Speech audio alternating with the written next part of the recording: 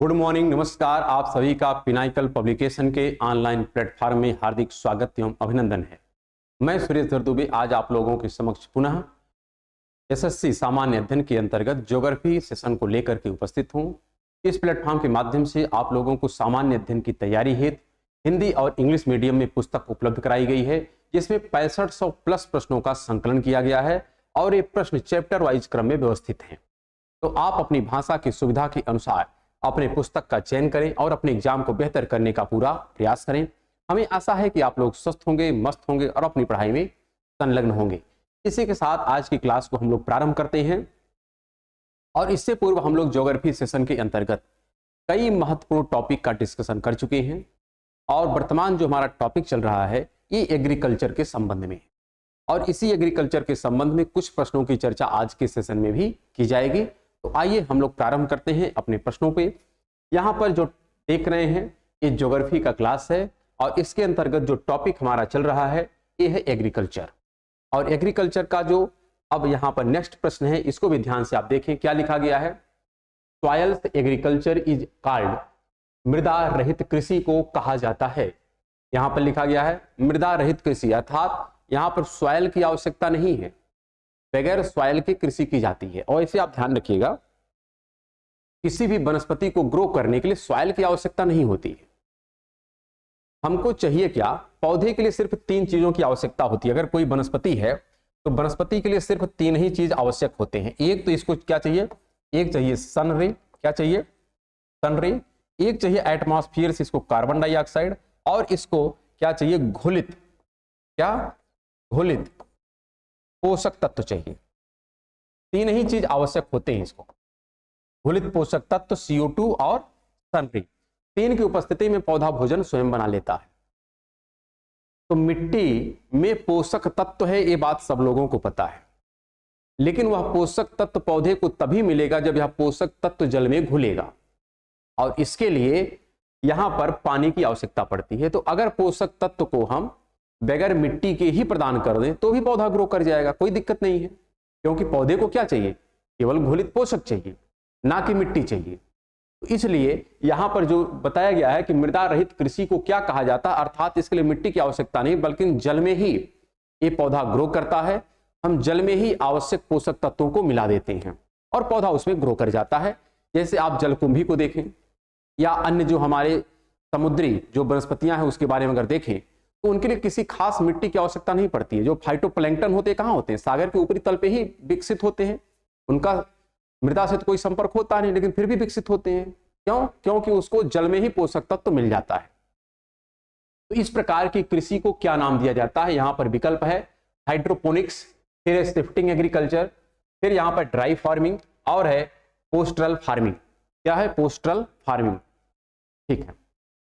तो यहां पर अगर हम देखें तो इस पर्टिकुलर केस का जो आंसर होगा ये हो जाएगा हाइड्रोपोनिक्स, क्योंकि जो शिफ्टिंग कल्टीवेशन होता है, स्थानांतरित कृषि, इसका तात्पर्य होता है कि कहीं पर वृक्ष था, उस वृक्ष को हटा दिया गया और वहां पर कृषि की जा रही है। इसी प्रकार शुष्क कृषि का तात्पर्य जो सेमी एरिड और एरिड रीजन होता है, विशेष तौर पर जैसे हमारा रेगिस्तान वाला सेक्शन, तो वहां पर शुष्क कृषि की जाती है। और सेमी एरिड रीजन में ही जो हमारे एग्रीकल्चर है, कैसे? चारागाह वाले, पोस्टरल फार्मिंग भी की जाती है।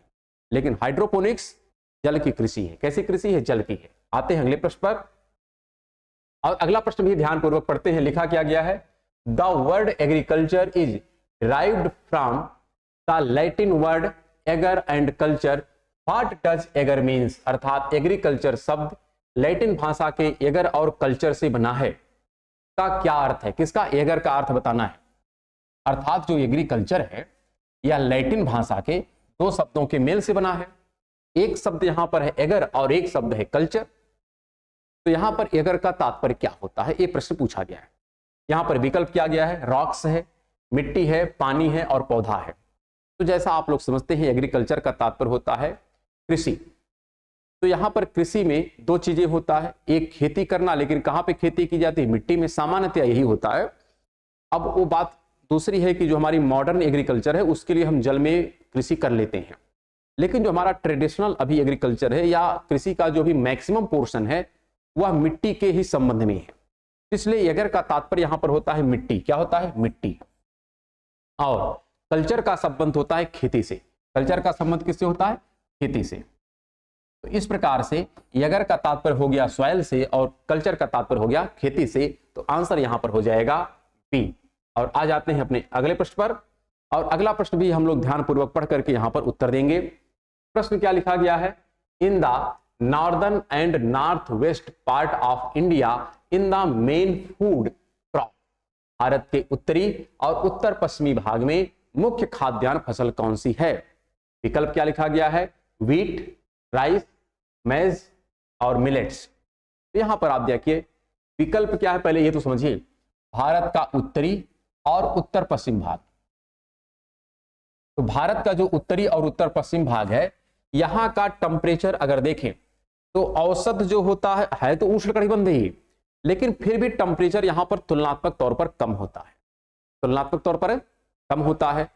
हाँ, यहां पर ठीक ठाक वर्षा भी हो जाती है, जल की भी पर्याप्त मात्रा हमको सुलभ हो जाती है, तो इसलिए यहां पर मक्का और बाजरे का कोई औचित्य नहीं बनता है, क्योंकि मक्का और बाजरा सामान्यतया जो सेमी एरिड रीजन होता है वहां पर ग्रो किया जाता है। तो यहां पर राइस जो है यह विशेष तौर पर जो हमारा दक्षिण भारत है वहां पर ग्रो होता है, दक्षिण Bharat.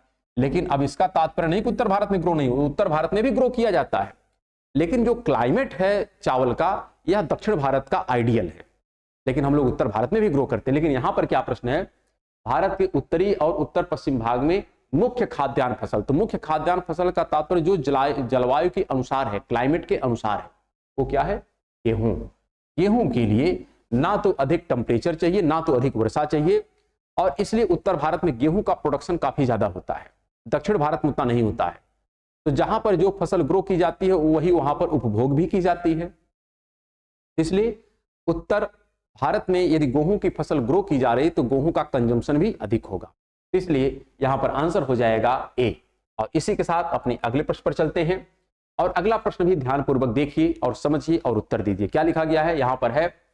Mahogany tree is found in which of the following type of vegetation. Mahogany का पेड़ निम्नलिखित में से किस प्रकार की वनस्पतियों में पाया जाता है? यहां पर विकल्प है मैंग्रोव, उष्णकटिबंधीय सदाबहार वन, उष्णकटिबंधीय सदा कांटेदार वन, और लिखा है मोंटाने वन। तो यहां पर आपको स्पष्ट होगा कि जो मैंग्रोव वन होते हैं, कौन से वन? मैंग्रोव वन, यह कहां पाए जाते हैं?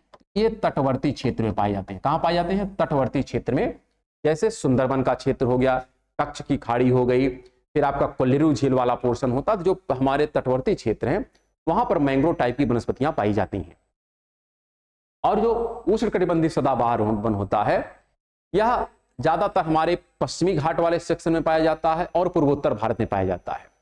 तो इसी कैटेगरी में आपका स्थित कौन है? महोगनी। महोगनी इसी उष्णकटिबंधीय सदाबहार वन में आता है, जिसका ज्यादातर विस्तार कहां होता है? पश्चिमी घाट और पूर्वोत्तर का भारत। अगर हम बात करें उष्णकटिबंधीय कांटेदार वन, तो उष्णकटिबंधीय कांटेदार वन में आपको कौन कौन मिलते हैं? यहाँ विशेष तौर पर आप देखेंगे तो नीम है, बबूल है, बेर है, बेल दो होते हैं ना, ये सब इसी कैटेगरी में आते हैं। फिर आप बेत की बात करते हैं, यहां पर नारियल वाला आता है, नारियल नहीं बल्कि उसको क्या, खजूर, क्या कहते हैं? खजूर है, ये सब इसी कैटेगरी में आते हैं। तो हम कह सकते हैं ये सब उष्णकटिबंधीय कांटेदार वन है। और मोंटाने वन भी एक प्रकार का वनस्पति है, लेकिन यहां पर विशेष तौर पर आपको ध्यान रखना है कि जो महोगनी है यह उष्णकटिबंधीय सदाबहार वन है, और यह विषुवत रेखीय वन है। कैसा है? यह विषुवत रेखीय है, यह भी ध्यान रखिएगा। कैसा है? विषुवत रेखीय है। और यहां पर अगर अन्य वनों की हम बात करें जो विषुवत रेखीय या सदाबहार किस्म के होते हैं, तो यहां पर आपको मिलता है किसका? ताड़ का वृक्ष मिलता है, बांस का मिलता है, क्या है? बांस है, नारियल है, यहां पर ताड़ को हटा दीजिएगा, ताड़ नहीं बल्कि यहां पर है नारियल है, क्या है? नारियल है, ठीक। महोगनी है, एबनूस है, यबनूस, ये सब इसी कैटेगरी में आते हैं। ये सब कैसे हैं? उष्णकटिबंधीय सदाबहार किस्म के वन पाए जाते हैं। अब इसी के साथ हम आते हैं अपने अगले प्रश्न पर, और अगले प्रश्न को ध्यानपूर्वक देखते हैं। यहां पर लिखा क्या गया है? Which of the following is an example of fibre crops. निम्नलिखित में से कौन रेशेदार फसल का उदाहरण है? क्या क्या विकल्प यहां पर है? आम, तो आम तो फल है, रेशेदार तो पौधा है नहीं। फिर है सन हेम्प। सन हेम्प, ये जो सन है ध्यान रखिएगा, यह सन ही एक प्रकार का रेशेदार पौधा है। अर्थात जब इसको हम एक पर्टिकुलर प्रोसेस से गुजारते हैं तो इसका जो ऊपरी का परत होता है यह एक रेशा का रूप धारण करता है। जैसे जूट होता है उसी प्रकार सन होता है, जैसे आप लोग लोबिया देखते हैं, सनई देखते हैं, उसी प्रकार से यह सन है। सन एक प्रकार का कैसा पौधा है? तो इसमें रेशे मिलते हैं। क्या मिलते हैं? रेशे, जिससे हम रस्सी बनाते हैं। क्या बनाते हैं? रस्सी बनाते हैं। यहाँ पर रबड़, तो रबड़ रेशेदार पौधा नहीं है। फिर कॉफी, कॉफी भी रेशेदार नहीं है। तो यहाँ पर आंसर जो हो जाएगा कौन सा हो जाएगा? बी वाला हो जाएगा। आते हैं अगले प्रश्न की तरफ। अगला प्रश्न है, what is the percentage of land used for agriculture in India as per the 2009 data by National Institute of hydrology.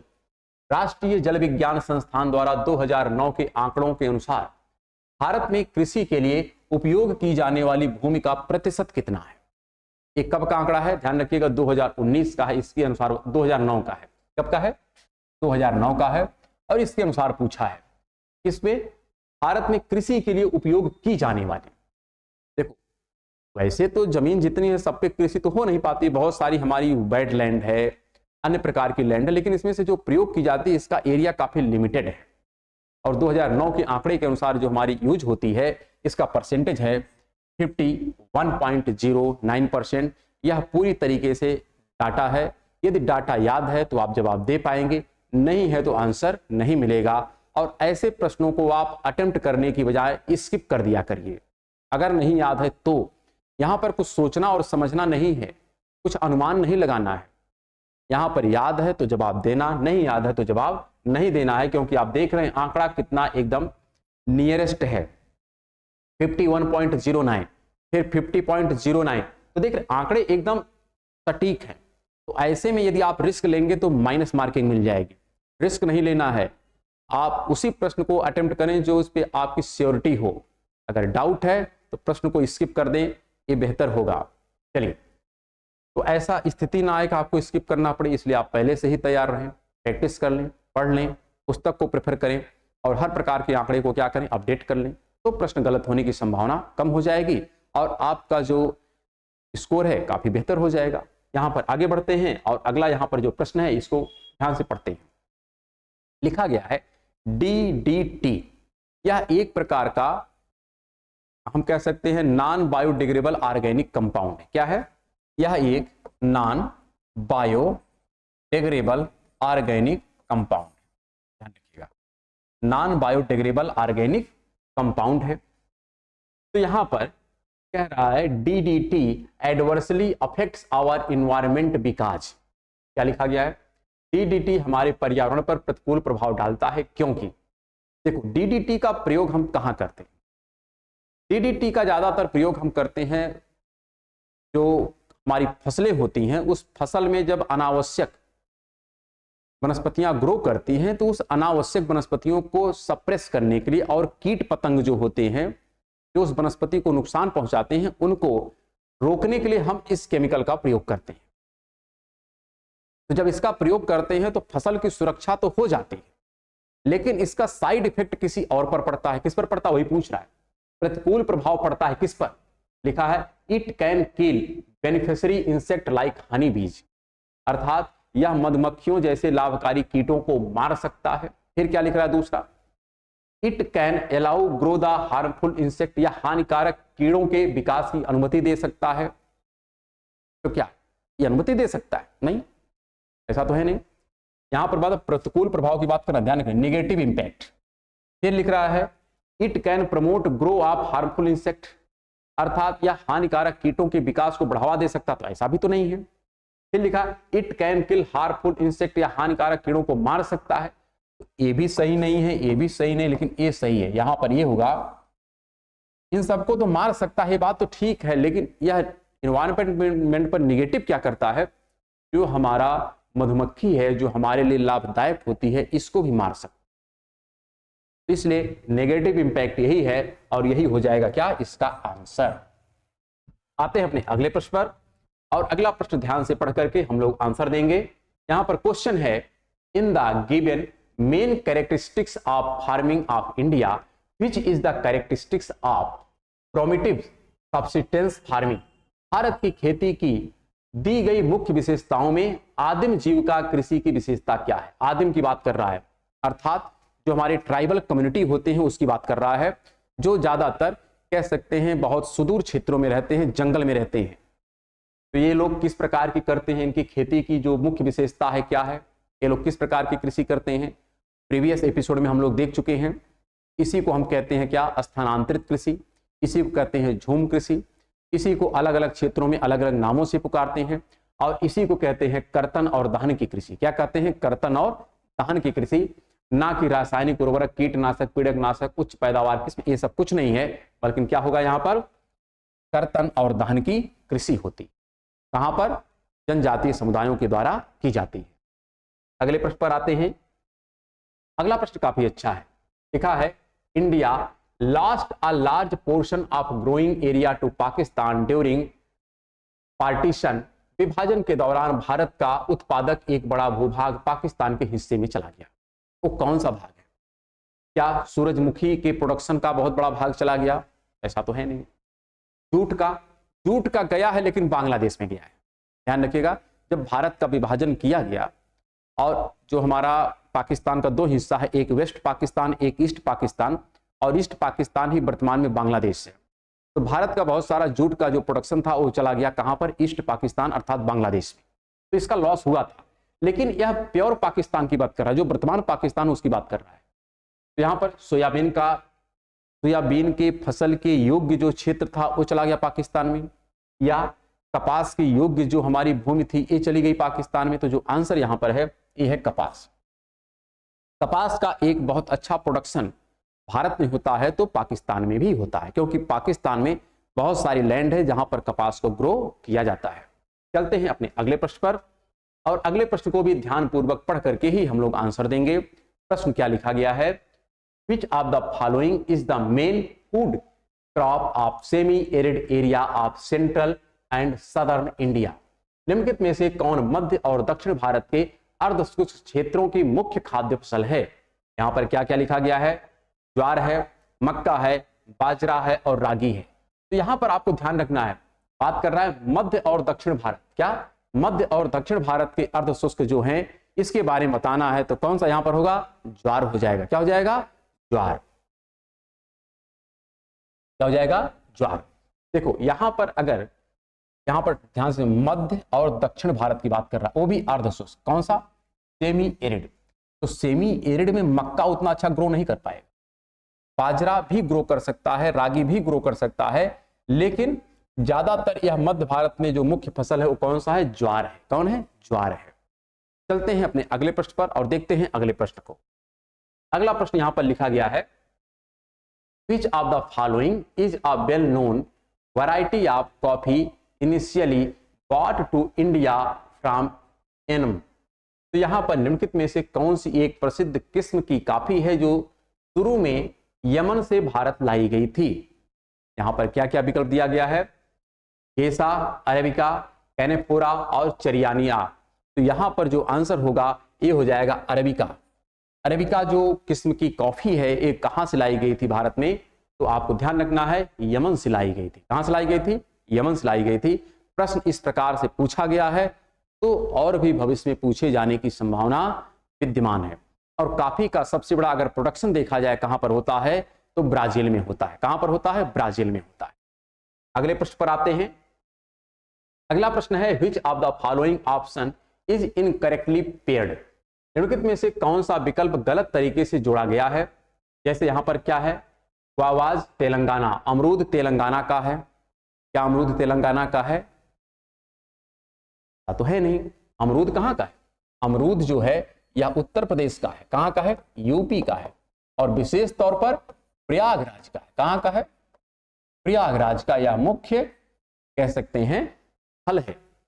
हाँ ये बात अलग है, एप्पल्स ये हिमाचल प्रदेश जम्मू कश्मीर वाले सेक्शन में पाया जाता है, ये तो सही मिलान, इसमें कोई दिक्कत नहीं, ये सही है। संतरे नागपुर में ये भी सही है, केला केरल में है, ये भी सही है, लेकिन गलत कौन सा है? पहला मिलान गलत है और इसलिए यही क्या हो जाएगा? आंसर हो जाएगा। इसी प्रकार आम के लिए किसे जाना जाता है? तो लखनऊ को जाना जाता है। चलते हैं अगले प्रश्न पर और देखते हैं अगला प्रश्न क्या यहां पर लिखा गया है। What kind of soil is most suitable for growing cashew nut, अर्थात काजू उगाने के लिए कौन सी मिट्टी सबसे उपयुक्त होती है? क्या क्या विकल्प यहां पर लिखा गया है? लाल और पीली मिट्टी, जलोढ़ मिट्टी, काली मिट्टी, लाल लेटेराइट मिट्टी। तो देखो, काजू की जो फसल ज्यादातर ग्रो की जाती है या दक्षिण भारत वाले सेक्शन में होती है, और यहाँ की जो फसल होती है इसके लिए जो मिट्टी उपयुक्त होती है वह लेटेराइट सॉइल होती है। कैसी होती है? Laterite soil. लेकिन लेटेराइट सॉइल ही रेड कलर में होती है जब इसमें आयरन रिच होता है। तो जो आयरन रिच लेटेराइट होती है वह काजू की फसल के लिए काफी उपयुक्त मानी जाती है। इसलिए यहां पर जो आंसर हो जाएगा ये हो जाएगा लाल लेटेराइट मिट्टी। वैसे लेटेराइट मिट्टी ही सफिशिएंट है जिसमें किसकी प्रचुरता होती है? जिसमें हम कह सकते हैं आयरन और अल्युमिनियम की प्रचुरता होती है, और इसी मिट्टी में काजू की फसल काफी बेहतर ढंग से ग्रो की जाती है। आते हैं अगले प्रश्न पर और ध्यानपूर्वक पढ़ करके इसका भी हम लोग आंसर देंगे। क्या लिखा गया यहां पर? आप पढ़ें। विच of the following is a variety of oil seed, निम्नलिखित में से कौन तिलहन की एक किस्म है? क्या क्या विकल्प यहां पर लिखा गया है? तारामीरा, अरेबिका, रोबस्टा और लाइबेरिका। तो आप सभी को पता होगा अरेबिका क्या है? एक काफी है, काफी की किस्म है ना। रोबस्टा क्या है? ये भी काफी की किस्म है। और लाइबेरिका क्या? ये भी काफी की किस्म है। तो बचा कौन? तारामीरा। तारामीरा क्या है? एक तिलहन की किस्म है। क्या है? तिलहन की किस्म है।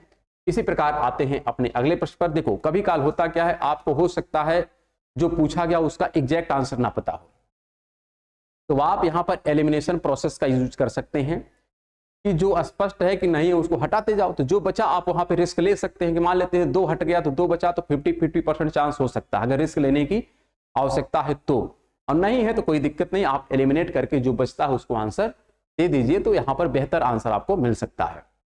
आते हैं अगले प्रश्न पर, और अगला यहां पर जो प्रश्न है काफी अच्छा प्रश्न है, ध्यानपूर्वक पढ़ करके हम लोग उत्तर देंगे। क्या है यहां पर? विच of the following factors is not responsible for the loss of fertility of agricultural land, निम्नलिखित में से कौन सा कारक कृषि भूमि की उर्वरता के नुकसान के लिए जिम्मेदार नहीं है? ध्यान रखिएगा, किसके लिए बार?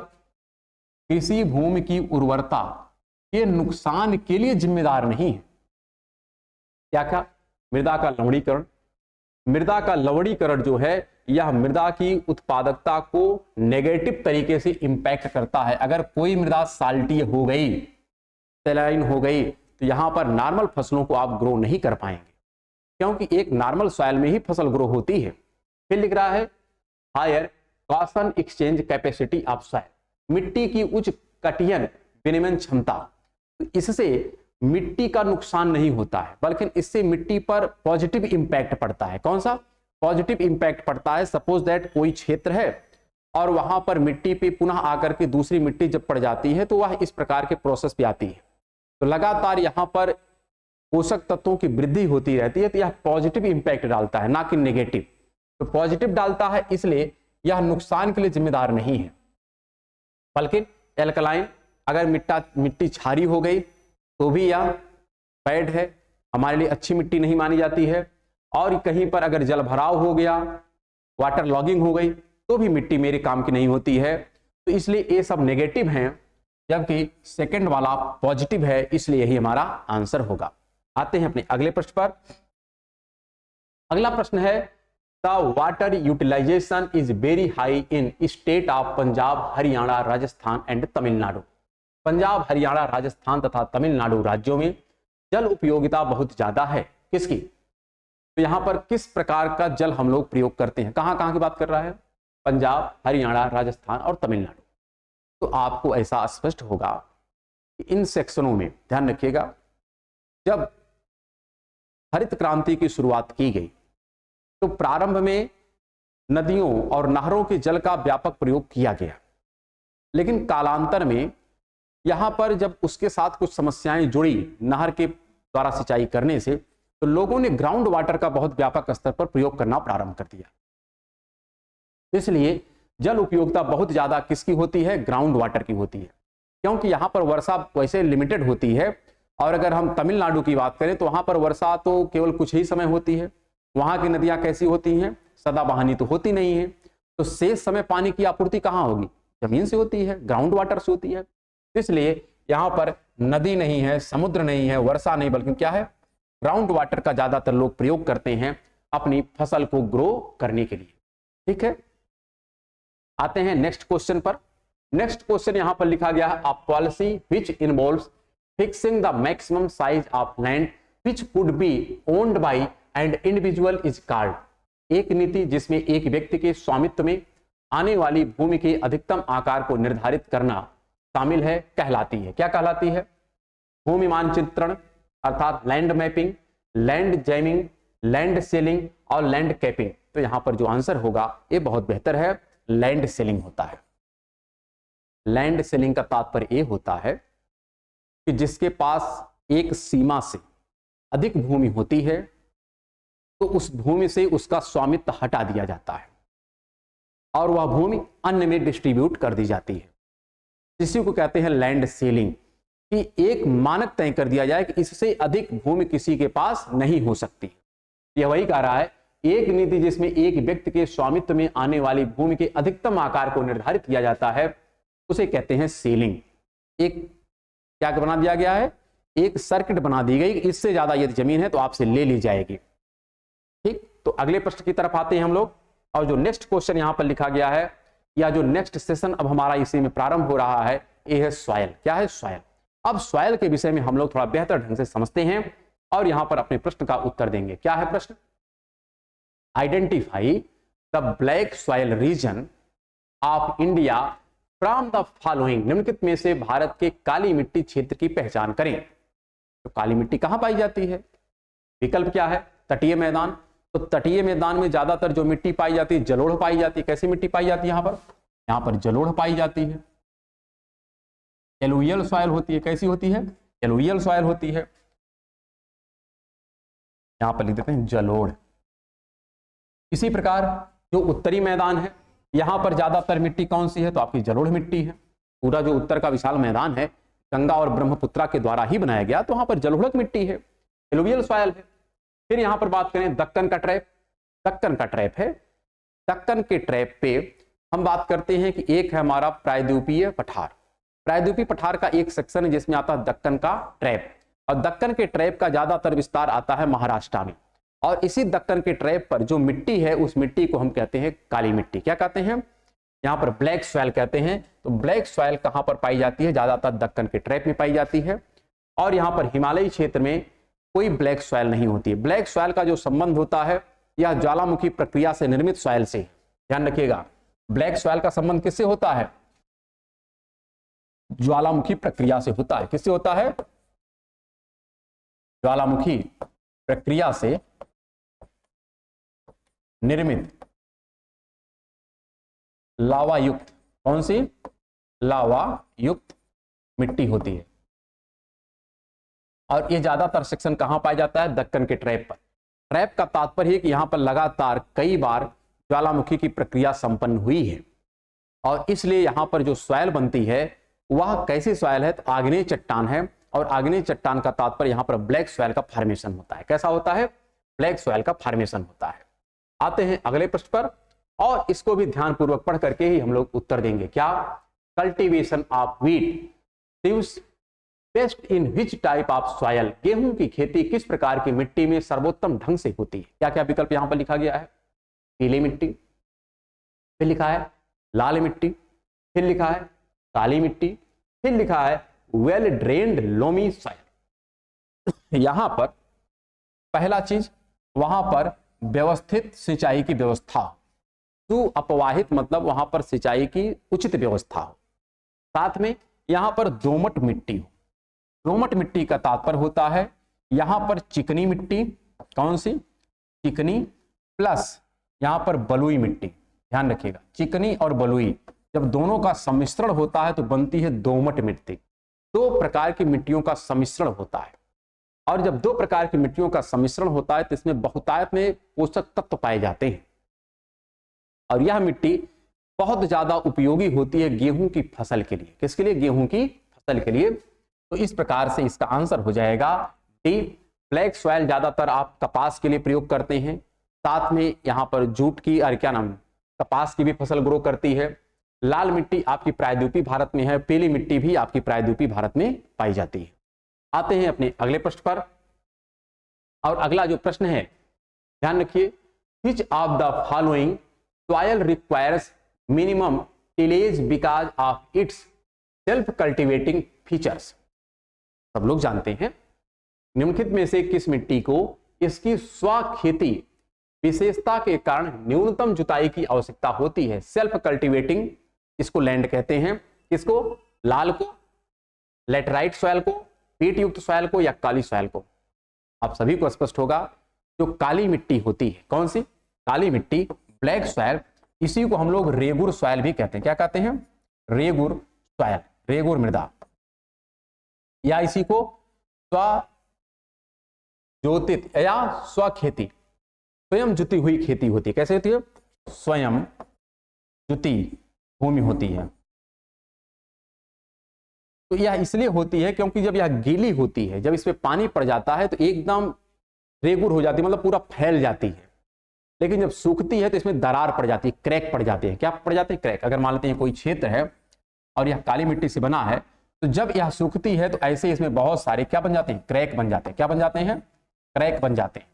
इसीलिए इसको हम कहते हैं स्वयं जुती हुई मृदा, और यही है रेगुर, यही है ब्लैक सॉइल, और यही है काली मिट्टी, जो किसके लिए सर्वाधिक उपयुक्त होती है? हम कह सकते हैं यहां पर जो फसल उगाई जाती है उसका नाम है कपास। क्या नाम है? कपास और मूंगफली। आते हैं अगले प्रश्न पर। अच्छा, अगर बात करें यहां पर लेटराइट सॉइल, तो लेटराइट सॉइल जो पाई जाती है या विशेष तौर पर हमारे पश्चिमी घाट पर पाई जाती है। कहां पाई जाती है? पश्चिमी घाट पर और पूर्वोत्तर में। कहां पर? पूर्वोत्तर में। अर्थात जहां पर वर्षा औसत से अधिक हो, 200 सेंटीमीटर या 200 सेंटीमीटर से अधिक वर्षा होती है, वहां पर सामान्यतया जो मिट्टी पाई जाती है वो लेटराइट सॉइल होती है। कैसी होती है? लेटराइट सॉइल होती है, जिसमें अल्युमिनियम और आयरन की प्रधानता होती है। आते हैं अपने अगले प्रश्न की तरफ और देखते हैं अगला प्रश्न यहां पर क्या लिखा गया है। The colour of alluvial soil varies from, अर्थात मृदा, जलोढ़ मृदाओं का रंग जैसा होता है। जलोढ़ मृदा का रंग कैसा होता है इसके बारे में प्रश्न पूछ रहा है। यहां पर लिख रहा है हल्के सफेद से चमकीला, फिर लिखा है हल्के नारंगी से गहरा नारंगी, फिर लिखा है नारंगी से लाल, और हल्के धूसर से राख धूसर। तो आप पहले यह स्पष्ट रखिए पूछ क्या रहा है। जलोढ़ मृदा, जलोढ़ का तात्पर्य होता है एलुवियल सॉइल। एलुवियल सॉइल का तात्पर्य होता है जो गंगा का मैदान है, ये एलुवियल सॉइल जैसा ही है। तो यहाँ की जो मृदा है इसका रंग कैसा है? अगर जो व्यक्ति किसानी खेती से जुड़ा होगा उसको पता होगा, और जो नहीं जुड़ा होगा तो थोड़ी उसकी समस्या आने वाली है।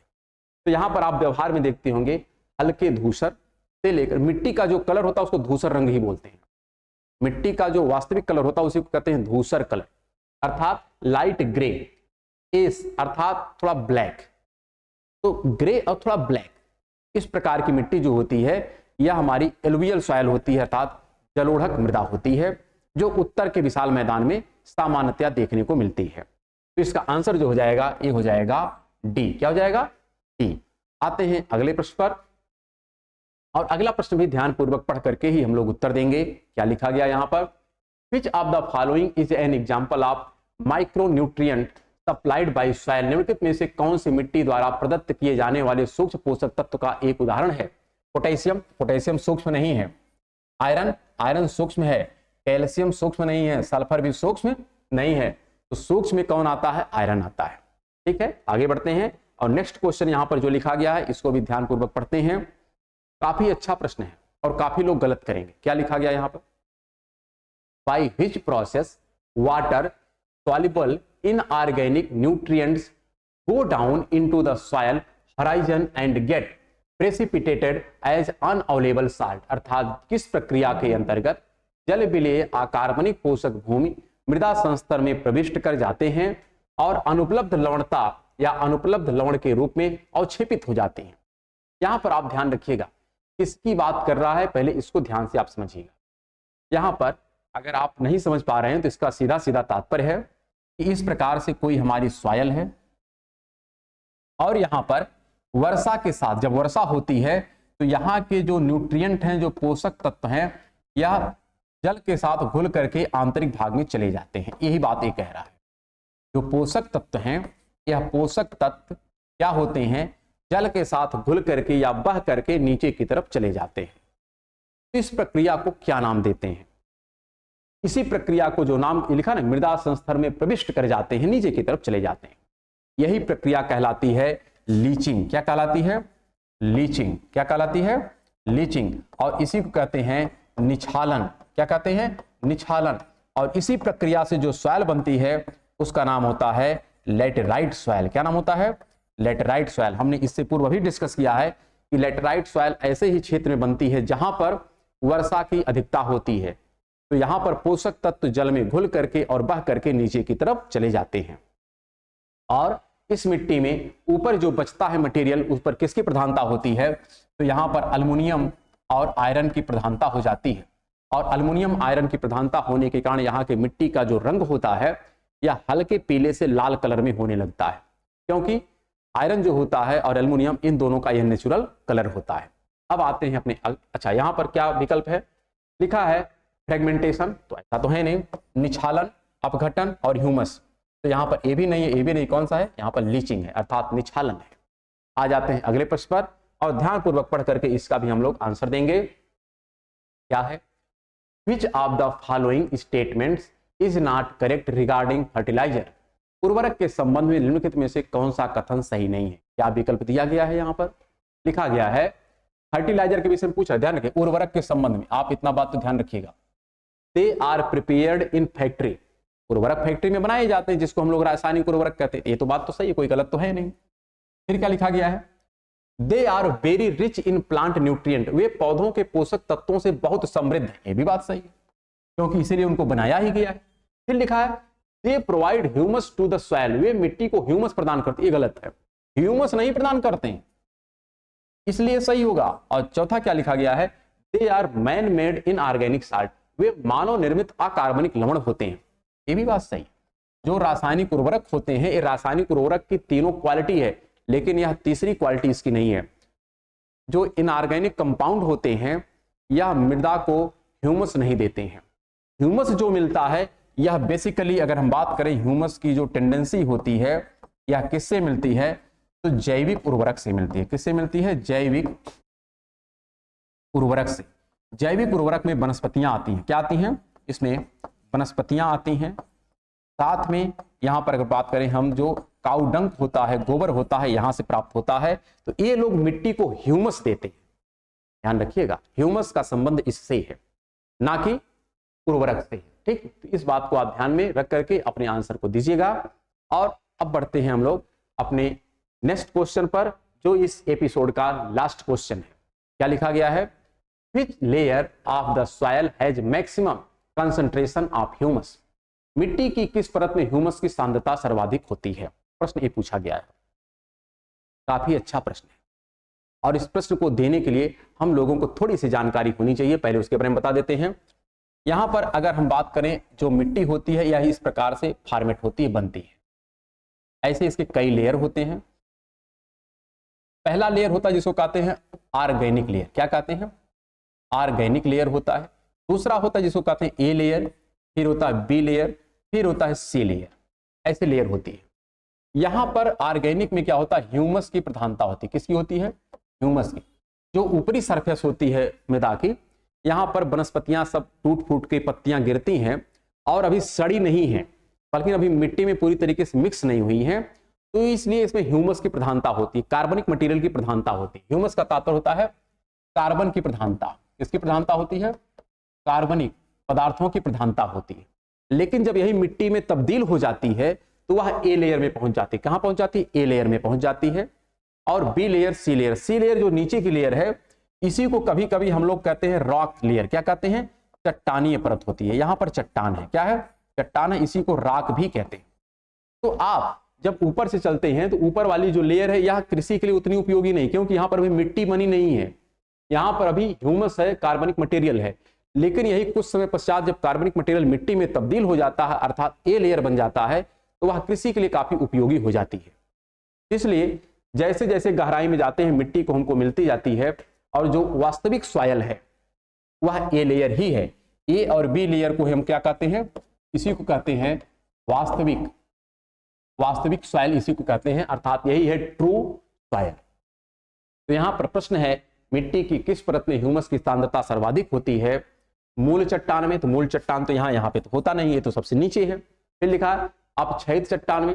अपक्षयित का तात्पर्य है कि ए से बी में मटेरियल का निछालन होता है, ए से बी में मटेरियल का निछालन होता है। जो लीचिंग हम लोग देखे हैं, लीचिंग इसी ए लेयर से बी लेयर में जाती है, ठीक है। लेकिन ए का भी कई लेयर होता है, एक होता है, ऐसे इसके 3 लेयर होते हैं, एक होता है A1, एक होता है A2, एक होता है A3। इसी प्रकार बी का भी कई लेयर होता है, एक होता है B1, एक होता है B2 और एक होता है B3। तो जो निछालन होता है यह A2 से B2 में होता है। तो यही कह रहा है अपक्षयित चट्टान, तो इसका भी संबंध नहीं है। फिर लिख रहा है ऊपरी मृदा, ऊपरी मृदा मतलब ऊपर वाला, तो यही सही है। उपमृदा भी नहीं, उपमृदा का तात्पर्य A1 वाला, A1 को हम क्या कहते हैं, उपमृदा कहते हैं। ध्यान रखिएगा, उपमृदा का तात्पर्य हो गया A1 हो गया, क्या हो गया। और अपक्षयित का तात्पर्य होता है A2 to B2, और मूल का हो गया यहाँ पर C, या इसी को कहते हैं रॉक सॉइल। लेकिन जो इसका पार्ट है इसी को कहते हैं ऑर्गेनिक सॉइल। क्या कहते हैं, ऑर्गेनिक सॉइल। और यह टॉप पर होती है, क्या होती है, टॉप पर होती है। इस प्रकार आंसर जो हो जाएगा ये हो जाएगा C। और इसी के साथ आज का एपिसोड हम लोग यहीं पर समाप्त करते हैं, और हम लोग फिर मिलेंगे नेक्स्ट एपिसोड में। तब तक के लिए नमस्कार, धन्यवाद।